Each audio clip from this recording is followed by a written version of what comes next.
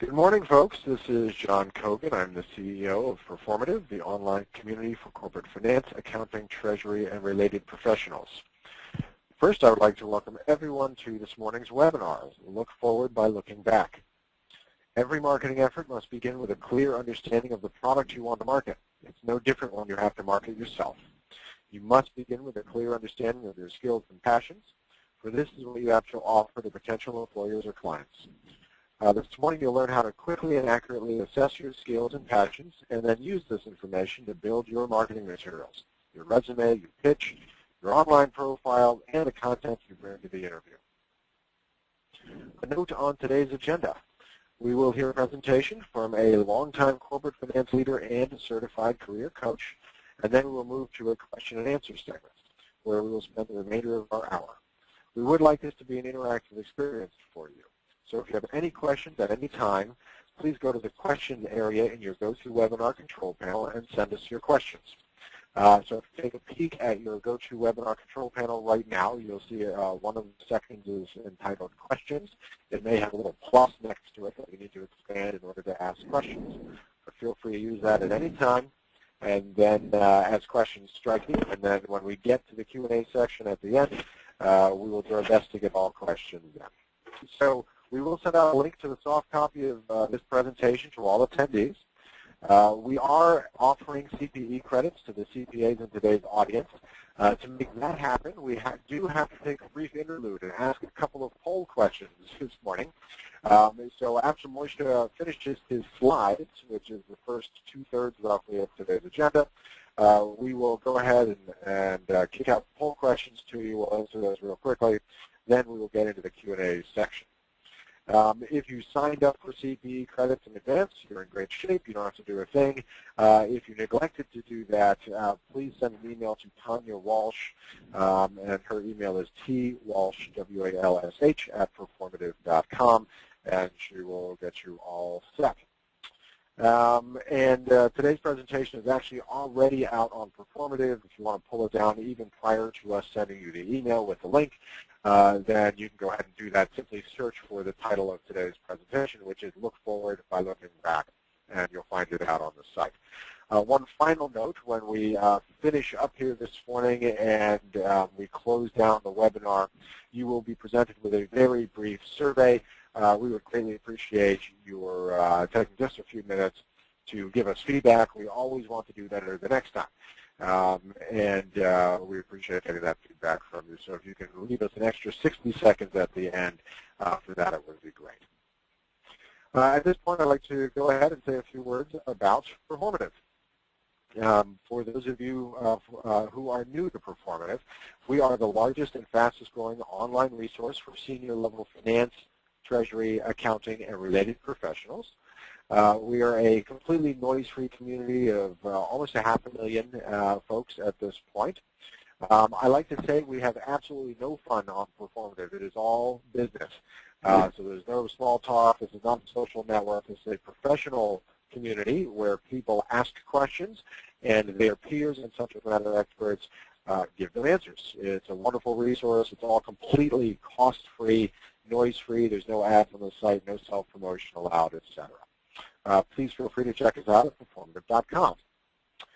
Further, this morning we have a number of learning objectives. At the end of the day, you can read these bullets. We do want you to have a much better grip on understanding your skills and passions so that you can market yourself, present yourself in the most effective way possible, be it via your resume, your pitch, or other elements that you might use in the job search process.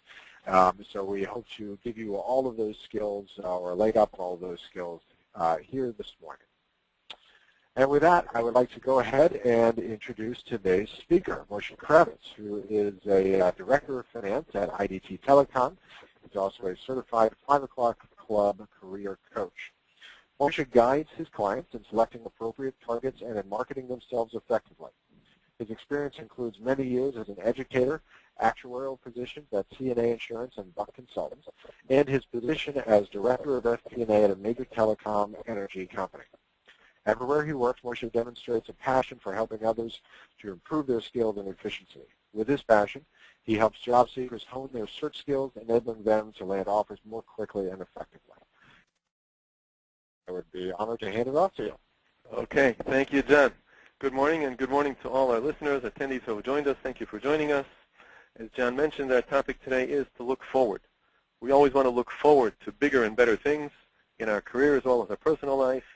And some of the things in our career that we may be looking forward to bigger and better might be enhancing our performance in our current role, or perhaps increasing our level of satisfaction with the current role, maybe positioning ourselves for an internal promotion, and some people may be interested to look outside, take a role, maybe a high role at another company, maybe even switch industries or even careers, and we do so effectively and strategically by looking back to recognize, determine our strengths, actually compile an inventory of our skills and our passions, and use that to look forward towards things, towards positions that we know we'll be able to do successfully, enthusiastically, and actually be offered these positions because of our qualifications and our ability to show these qualifications to a prospective employer.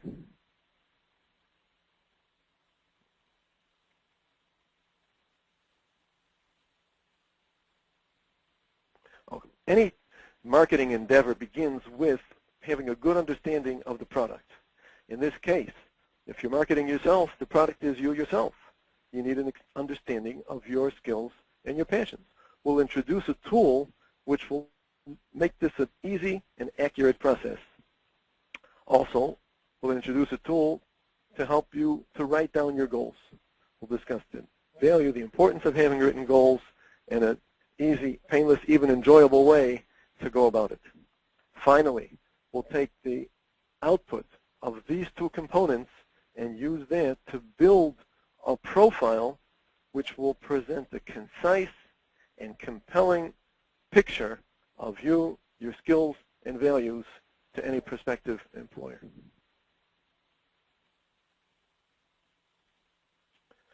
Looking back, there's great value to be derived from looking back in a structured way to come to a full understanding of you yourself, understanding your product. I'll give you an illustration of how effective and how significant it could be by telling you the story of Gina. Gina was a lawyer. She graduated from one of the top schools. She was working in a major law firm. She'd been there 6 years. She was very bright, well-liked among her associates, and she was only waiting for the day when she would be invited to join the firm as a partner. Well, she was invited, but not the invitation she anticipated. She was invited to find another job, and they explained to her why. They didn't see in her dedication to the profession nor dedication to the firm. And Gina could not find not one person among her friends there who was willing to recommend her to another prospective employer. What to do? Gina worked with a coach and discovered some things that were very, very significant and helpful to her in targeting and being offered and accepting a position that was appropriate for her. She discovered that, yes, she was very skilled and very passionate about the field of law. But she discovered also that the environment in which she was working, a major law firm with many layers of bureaucracy, little to no autonomy in decision-making and implementing decisions, was stifling her. Furthermore, the long, unpredictable hours was very against her family-centered lifestyle. Equipped with this and other insights, she targeted a position, doing the same type of work she'd been doing, working within securities. But she targeted a position at an investment bank. And she was hired, she accepted the job, as head counsel in an investment bank. Same work, different environment, and she thrived over there. That's how effective it can be to get a handle, get an inventory of your skills, your passions, your preferences in terms of a job situation. And it could be game-changing. Now, how do we do this? How do we build this inventory? tell you first about Steve Jobs, who needed to do such a thing at one point. After bringing in John Sculley to lead Apple Corporation, John Sculley fired Steve Jobs. Now, like anyone who gets fired or gets laid off, Steve Jobs became depressed, felt that he's good for nothing. What will he be able to do? He listed those things which mattered most to him in his 10 years at that point at Apple. And he said, 3 things jumped off that piece of paper. 3 things that were really important to me. And identifying those 3 things led him to the formation of Next Computers. So that's the principle. Look back. Look at your accomplishments. And build from that your inventory of skills. The 5 O'Clock Club, an organization which has been helping job seekers and professionals to manage their career, advance their career for the past 30 years, has formalized this into a tool which they call 7 Stories Exercise, which you'll soon understand why it has that name. You think of an event in your life where you accomplished something, and you enjoyed it, and you felt proud of that accomplishment. Think of another one. Think of 5, 10, 20. Think in your entire professional career. Think prior to your professional career. Use stories and accomplishments from your adult life, from earlier, career-related, not career-related, and pick out the 7 which seem most significant. And take one at a time and drill in to see what skills did I use in achieving this accomplishment. What did I enjoy about it? What impassioned me? What drove me? I'll tell you an example. When I was working once with a client and explaining this concept, I asked, please tell me an event, an accomplishment that you were proud of, that you enjoyed. Without hesitating, she said, oh, once I went to Europe and I led tour groups of 50 tourists at a time. Oh? She said, I'd never been to Europe. I didn't know any of the sites. The night before, she'd take a book in her hotel room and study and read the map and leave the book in the hotel room and go out the next day and lead her groups. It's tremendous. If you like, take a pencil right now and quickly jot down a few skills which you would see are used in making such an accomplishment. I'll tell you the ones that I see. At the surface, you can see map reading and memorizing, but drilling in a little more to look at those skills which are useful in a corporate position, I see somebody who's very good at targeting and attracting clients. A person who must have great presentation skills to intrigue and entertain groups of 50 tourists at a time, must have good organization skills, and maybe most significant, here's a person who's not afraid of the unknown. She responds to the challenge. That was the driving passion, this excitement, something never done before. Tomorrow she doesn't even know where she's going, what to show, who will be the clients, and she thrives on this. Now imagine, equipped with this understanding, she knows well to steer far away from any type of position in which she'll be very locked in. Something that's well-defined, no unknowns, no challenges. She'll wither up in such a position. However, given a company which needs somebody who's not afraid of facing the unknown, who responds to the challenge, what a boon for that company to have such a candidate. And she can undertake it very, very confidently because she sees in her past that she's done such a thing. This is probably not the only incident where that passion comes through. In her list of 10, 20 stories, it would probably show through many times. That gives her the confidence to go ahead and undertake some new challenge that she's never done before in some new context. But she's confident she could do it because she's done it so many times in the past. And presenting some of those experiences, some of those accomplishments to a prospective employer gives the employer confidence that here's the person who could do it for me. That is one of the benefits of doing 7 stories exercise. There are others. An obvious one is it helps you to target a position which is appropriate to you.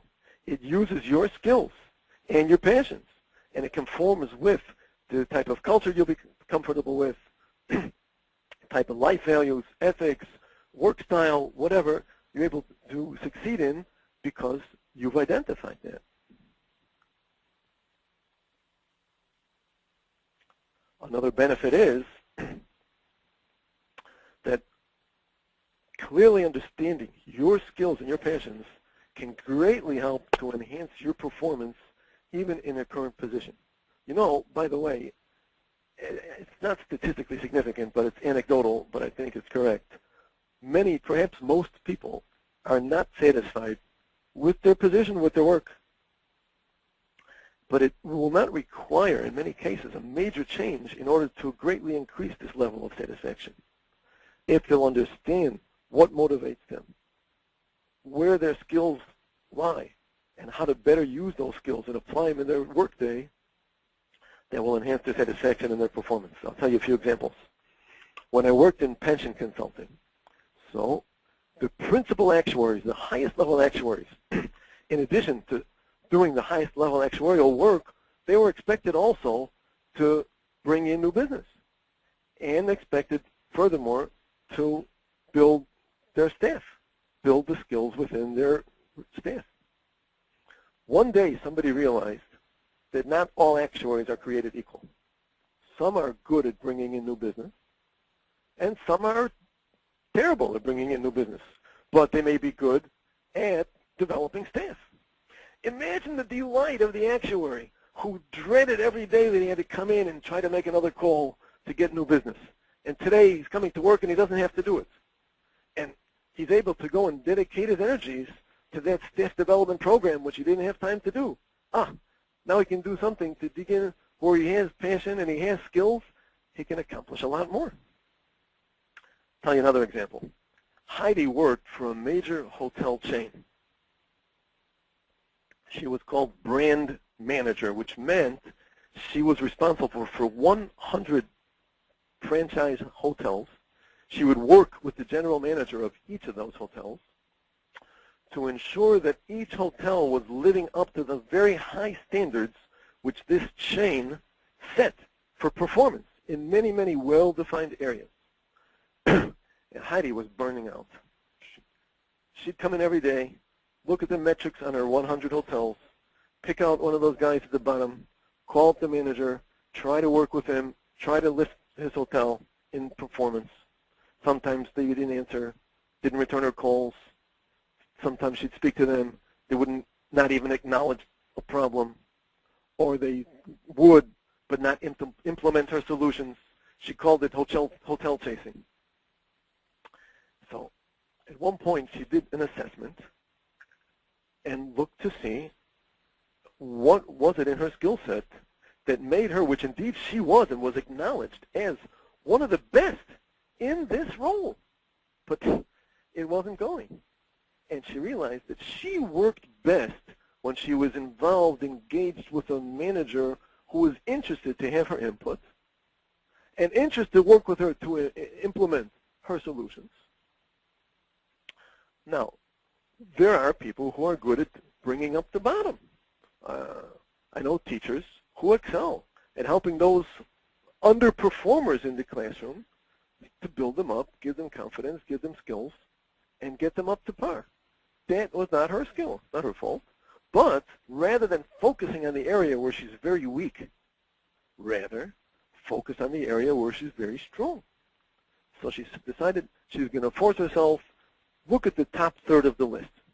And the next day she came into work, looked at the top of the list, and she found one hotel, which was way at the top, great metrics, except for one, which was way out of line. That was very uncharacteristic. Such a great hotel, why is this metric, which was usable denials, was way out of line? Usable denials means if you call up, you want to book 4 nights at a hotel, and they can't accept your reservation because one of those nights is already taken. That's a big revenue loss for the hotel. This chain had procedures to use which would reduce this metric and solve that problem in many cases. She picked up the phone. She called this general manager. He said, "Thank you for calling. I've been struggling with that metric. What do you suggest?" And they discussed back and forth, this solution, that solution. He invited her, "Please come down to my hotel and let's work together on this problem." She was elated. A different worker. Now she came to work with enthusiasm and able to engage her strengths. That is how recognizing your strengths and passions and then managing your workday in order to play to those strengths can have a tremendous impact on your performance. As we mentioned with the European tour guide, that looking back to see things that you've done, that gives you confidence to undertake new challenges, seeing that even though maybe the context is different, but the essence of it is really something that you've done successfully many times. I'll tell you another example in that regard. I'm working now with a client whose background is in IT. And in IT, he became superb at, first of all, even recognizing when there was a major problem which others didn't even recognize. He is able to define the problem in order to go ahead and create solutions which are very workable. Not only workable, but he has quantified metrics showing the millions of dollars that he saved, the processing time that he saved, and he does this now not only in IT. He does it in many areas. He does it for routing. He does it for billing. He does it for process implementation. He does it for staff training. And his accomplishments are major. He can take these accomplishments and present them to a consultant, to an employer, in an industry where he never worked. But you see that he's done this across industries. It's a fundamental skill set that he has. He's shown and proven many times. He can confidently undertake these new challenges, and an employer can confidently take him to face problems which no one else has been able to solve.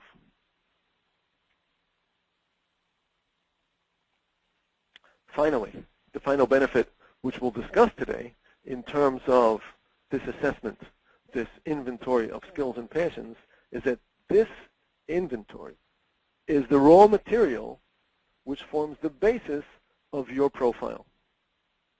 Your profile on LinkedIn, your elevator pitch, your 15-second pitch.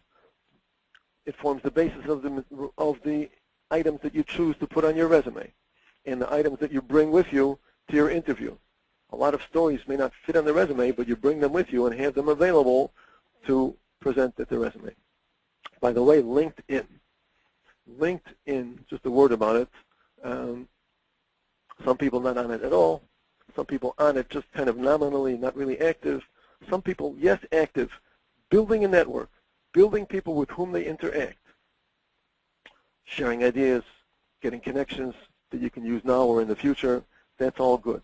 But the hiring process has taken a 180-degree turn from the way it was when we were growing up.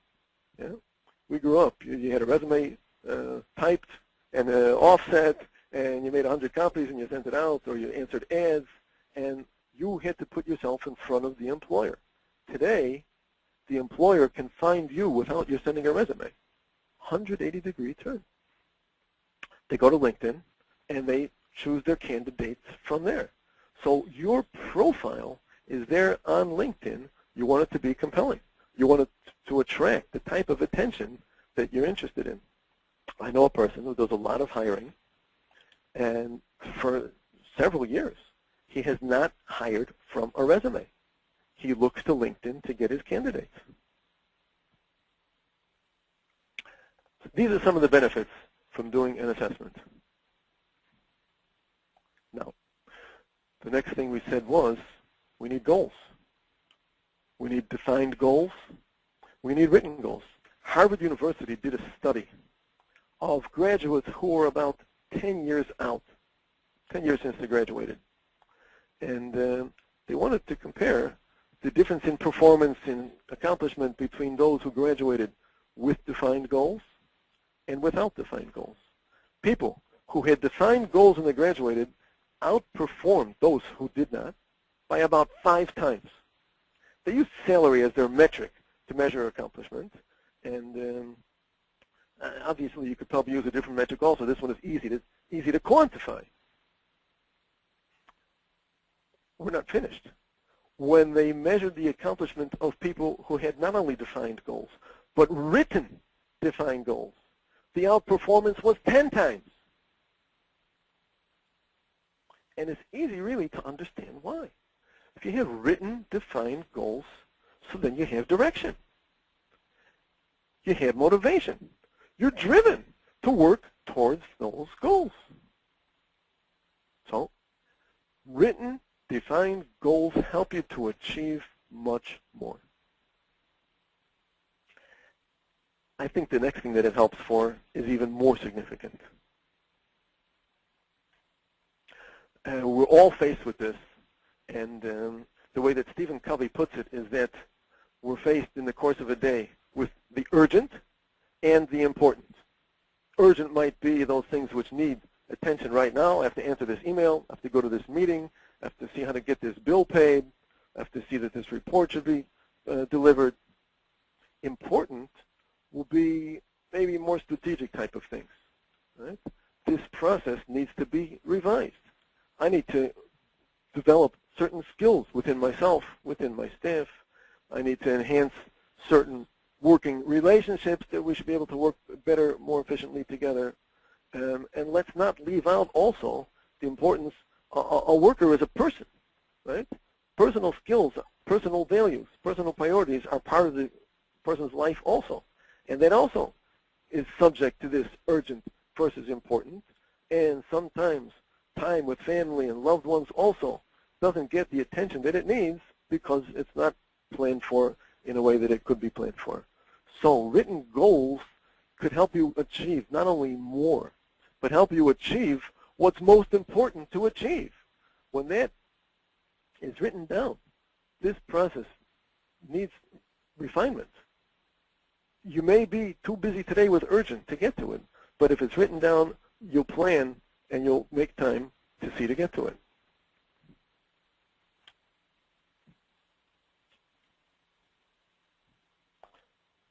So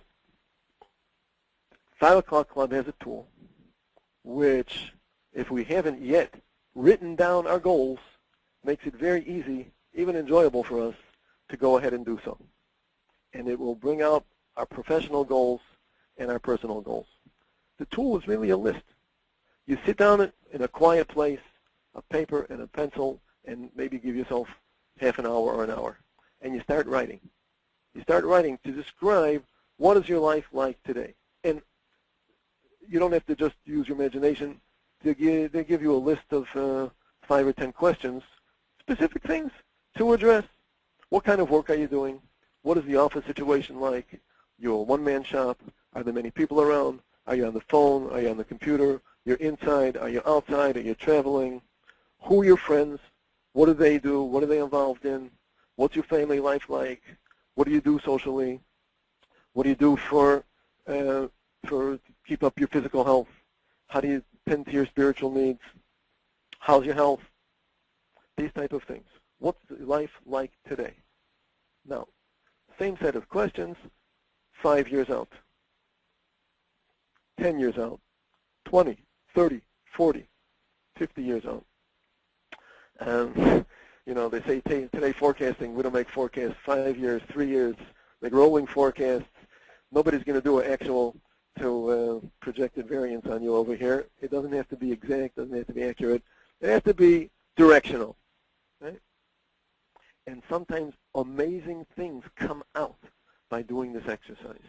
And we find that about 15 years out is where people begin to loosen up and allow themselves to even admit to themselves what maybe some of their deep goals are. Right? You see things coming out like, for example, in 15 years, I'm going to move to California with my wife, or we're going to build a house near the ocean. Maybe somebody else will put down that finally, that small business that he's been wanting to start with a partner, it's finally taking off. Someone else might say that the consulting work that he wanted to do is really peaking. This gives us a glimpse into those things which, on a daily basis, sometimes we may not even admit to ourselves. But having that defined, recognized, helps us in many ways.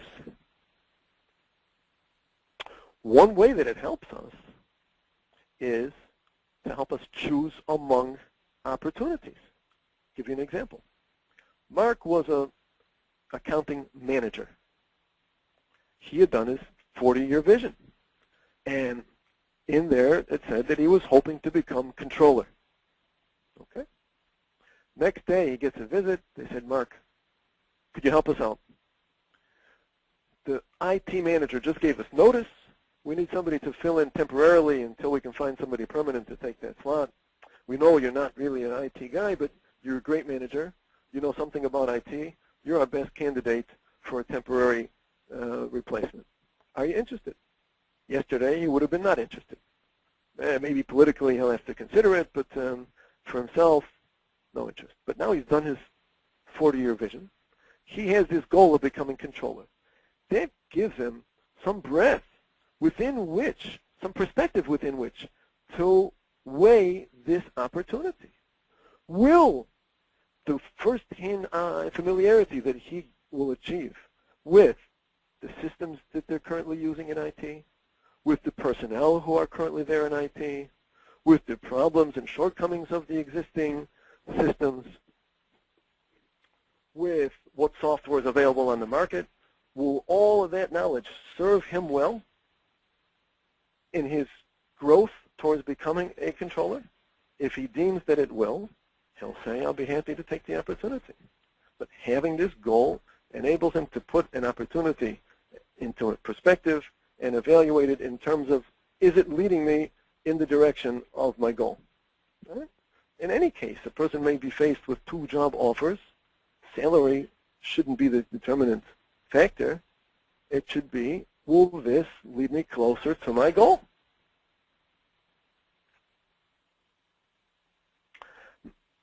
Excuse me. Another thing which having goals can enable a person to do, besides choosing among opportunities, is actually to create opportunities for himself.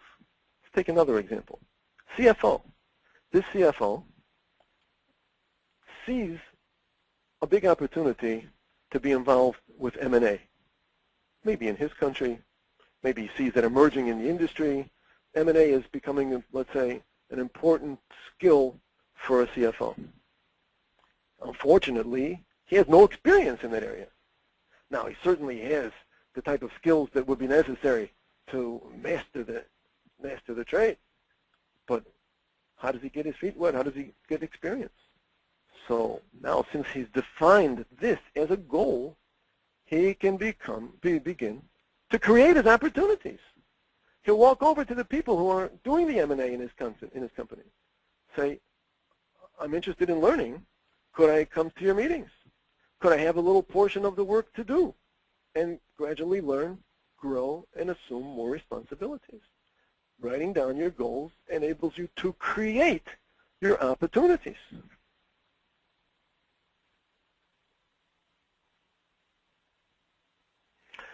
So now we have our 2 sets of inputs.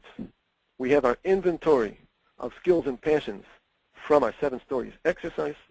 We have our written goals from our 40-year vision.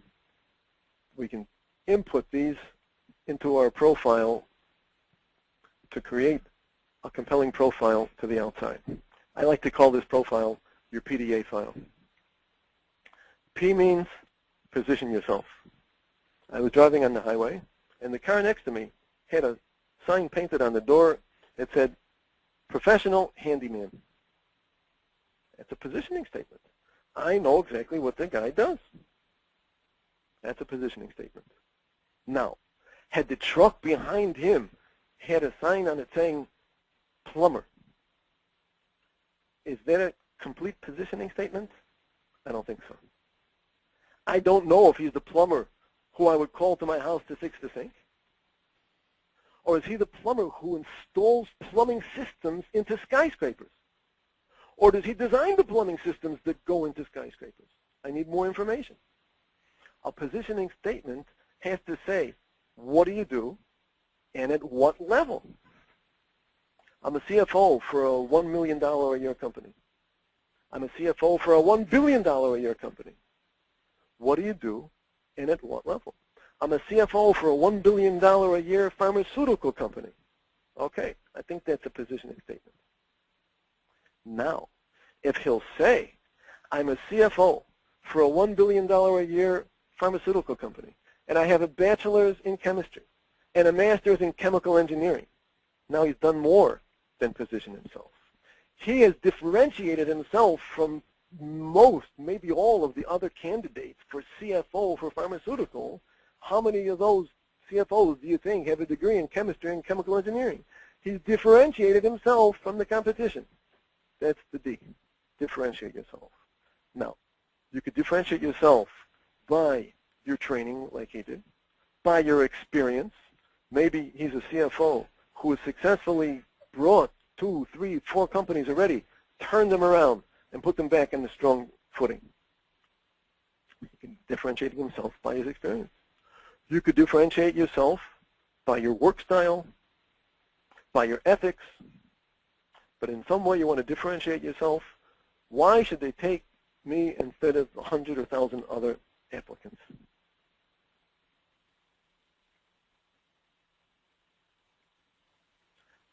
And the most compelling part of it is, don't tell me, show me. Show me what you can accomplish. If you're a sales manager, show me that you grew sales 7% year over year for 3 years in a row. Show me you're a CFO who increased revenues in his company while not losing 1 point of gross margin.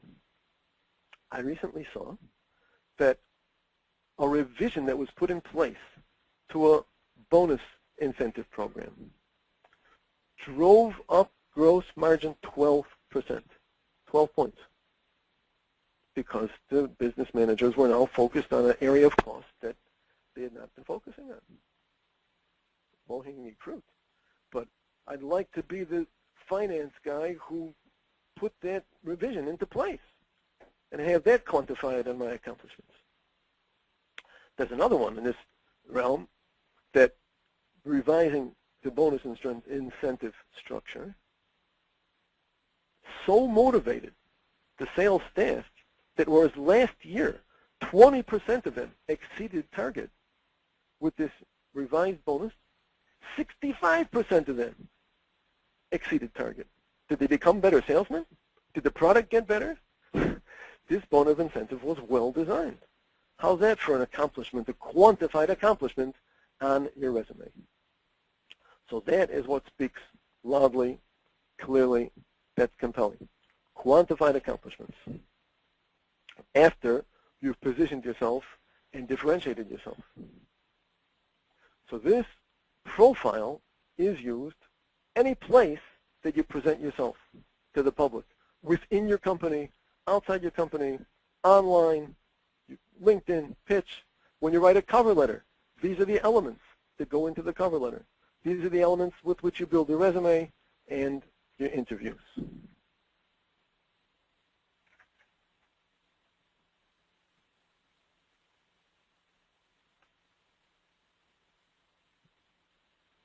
A word about the 5 O'Clock Club, which we've mentioned.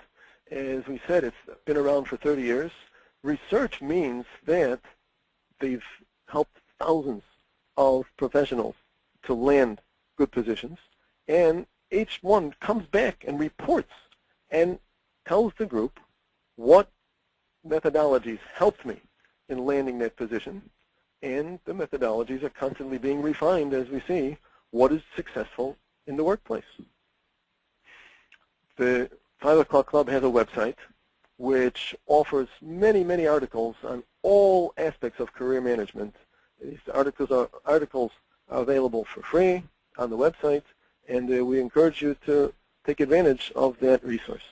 Okay, John, that finishes up what I had to present for the people today. I hope they enjoyed it. Wonderful. Thank you very much, Moshe. And that was really interesting. A lot of great stories and some great just fundamental thoughts about how you look back to look forward and position yourself. That makes an awful lot of sense, I have to say. At this point, we're going to move into the next phase of the webinar. First off, we have a couple of polls that we'd like to kick off. This is part of the CPE credit process. And I'm putting the first poll question out. Even if you're not here for CPE credit, it would be great to hear from you on this. And this question is very straightforward. When starting a job search, have you started with a personal inventory and career goals to build your story and desired outcome? Which makes a heck of a lot of sense, but my guess is a lot of folks perhaps haven't done that and don't think that methodically. But it'll be interesting to find out where the folks on this call stand on that item. I will remind everyone that if you have any questions for Moshe as we move into the Q&A part of this morning's program, please feel free to ask them at any time using the question area in your GoToWebinar control panel. So thanks for that first question. Now we're actually going to pop out the second question really quickly, give it another 30 seconds. This is one just to see if you're paying attention out there, and we've got your way through this morning. Just very quickly, if you could go ahead and put your responses in, and then we'll move to the Q&A portion of this morning's event. We'll leave this open for another 5 seconds, and then we'll go ahead and close it down. Thank you very much. All right, so here we go. First off, I often find it interesting to take a look at the poll questions, certainly the first poll question that we just asked. Moshe, I'd love to get your take on this result here and what you think about folks and how they prepare for their job search. What do you think about these numbers? Kind of. Maybe some of those people were embarrassed to say no. Yeah, although maybe some folks... Seriously, I don't mean to insult anybody. Seriously, the point that you made that a lot of the things that we said today are obvious.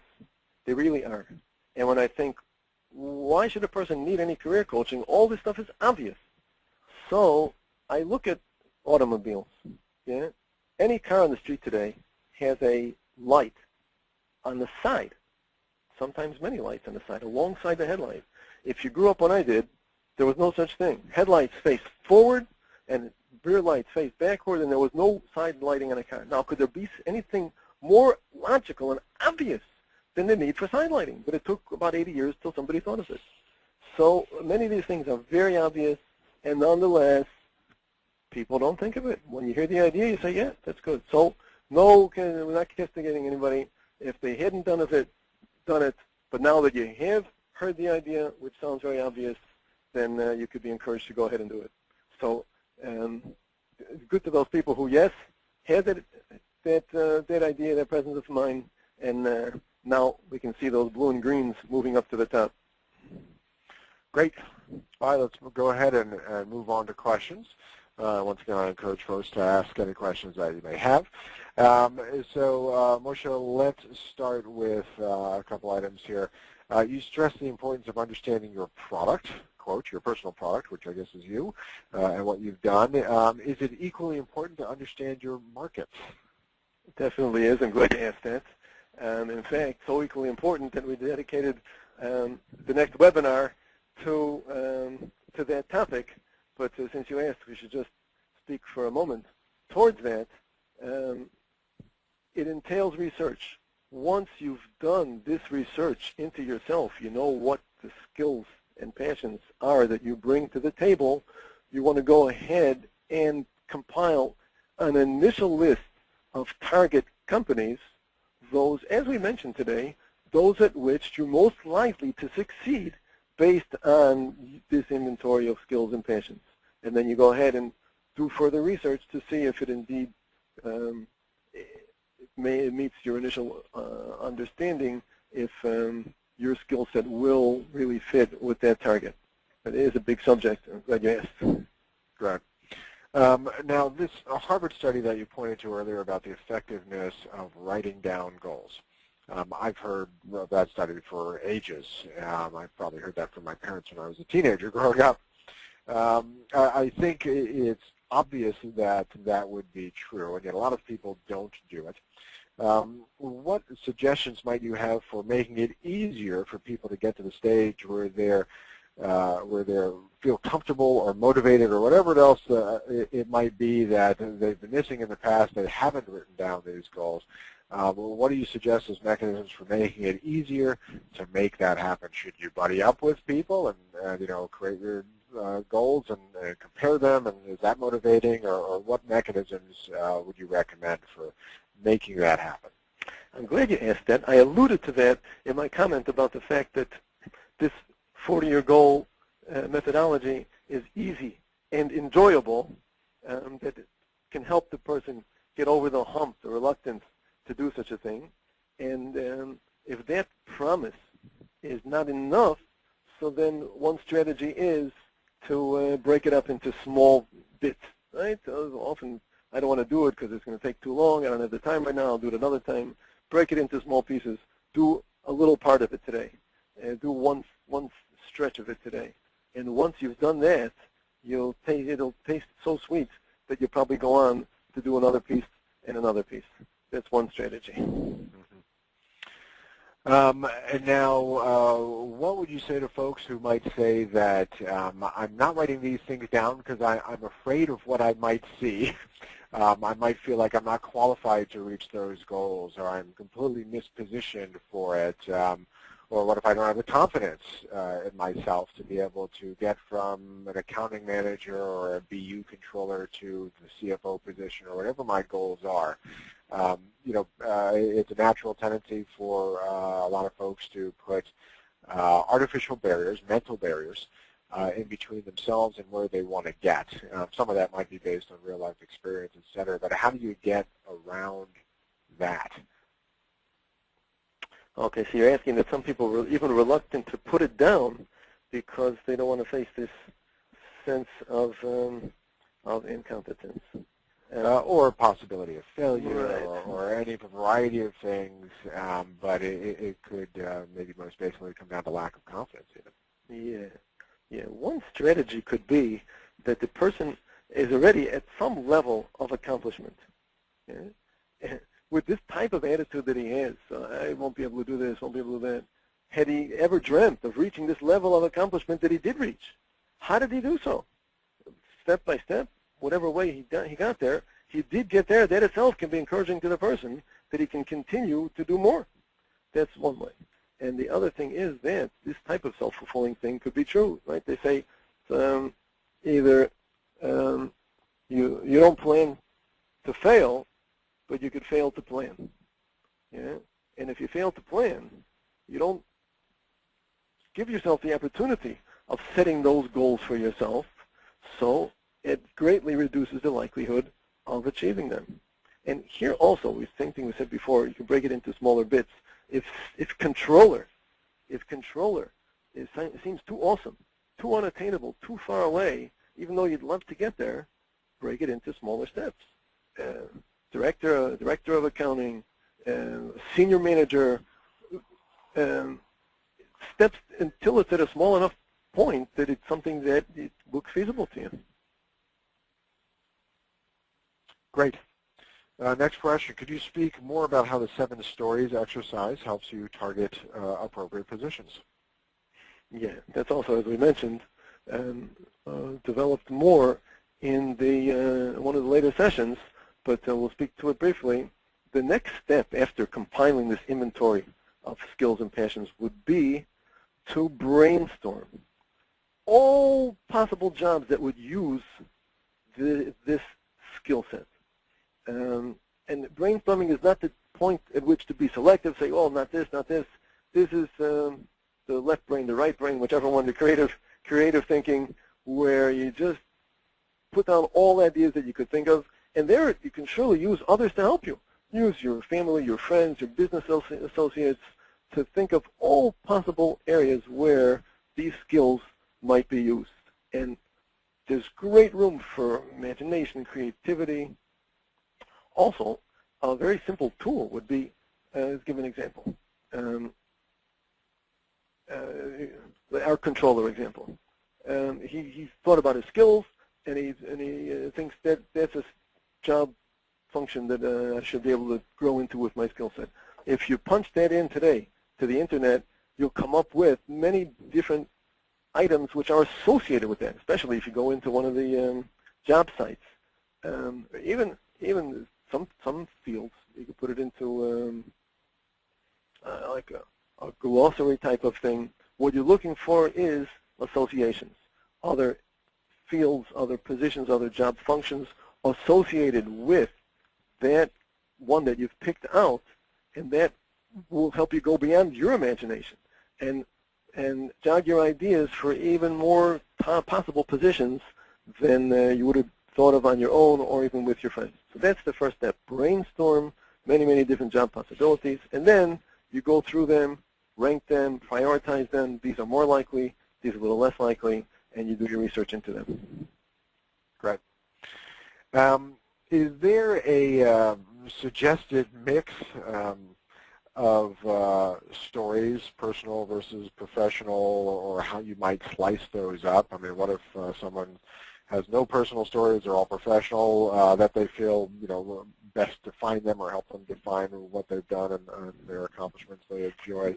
Is there a sort of a right answer to that? No, not at all.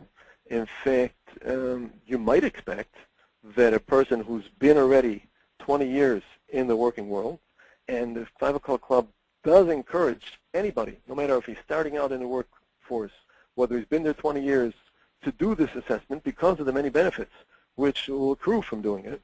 But a person 20 years working will likely have many accomplishments that are rooted in his career.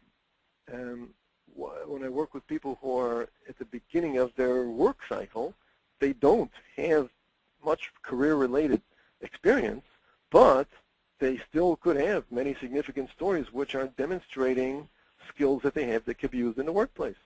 That does require a little more ingenuity, imaginativeness on their part in order to translate that into the type of corporate work that they could be doing.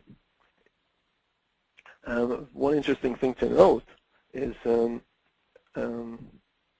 Kate Wendelton, who founded and runs the 5 o'clock club, grew up always very good in math, and people assumed, and so did she, that she'll be working in something related with math, which she was. She was the head of a computer firm. And that's when she first did this 7 stories exercise. It didn't have that name at the time. And 9 out of 10 of her stories had nothing to do with computers and nothing to do with math.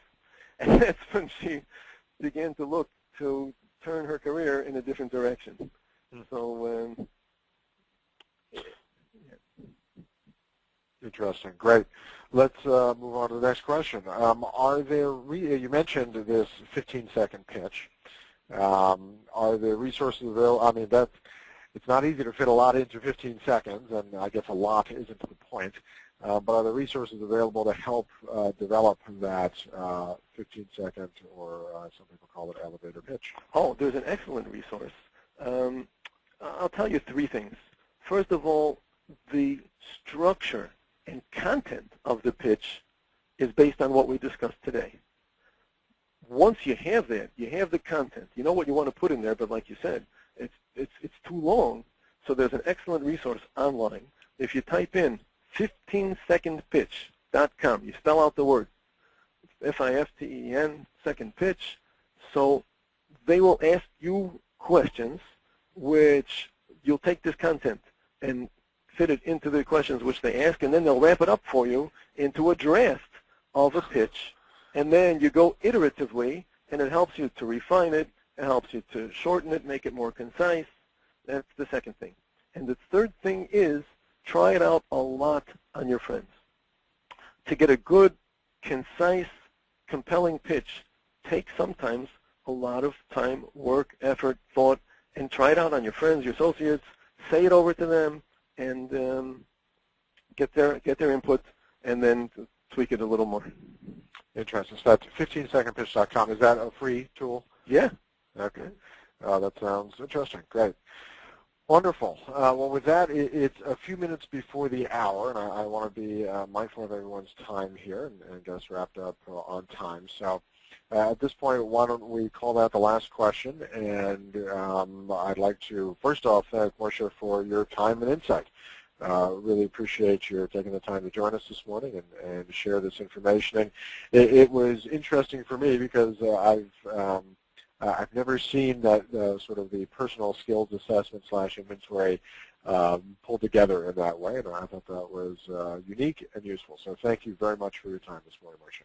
Okay, it's a pleasure. Also, of course, we'd like to thank everyone who joined us this morning. Thanks for coming along. I hope everyone will take something genuinely useful and valuable away from this that will make you more effective in your goal setting and in your career. If you have any questions about CPE credits or anything you saw today, feel free to reach out to Tanya Walsh. Her email is at the bottom of the screen here. She is our event manager. She's our CPE credit program manager as well, so she can help you out with that. As I noted before, this presentation is already posted out on Proformative, so feel free to simply come to Proformative, search on the title, look forward by looking back, and that'll pop right up for you. When I close this event down, you will be presented with a brief survey. We would greatly appreciate your taking that. Just another minute or so of your time is very helpful in our continued development of our event programs. So we thank everyone, and at this point I'm going to go ahead and bid you all adieu. Have a great Friday and following weekend, and we hope to see you again at our next event or at performative.com. Great weekend all. Thank you.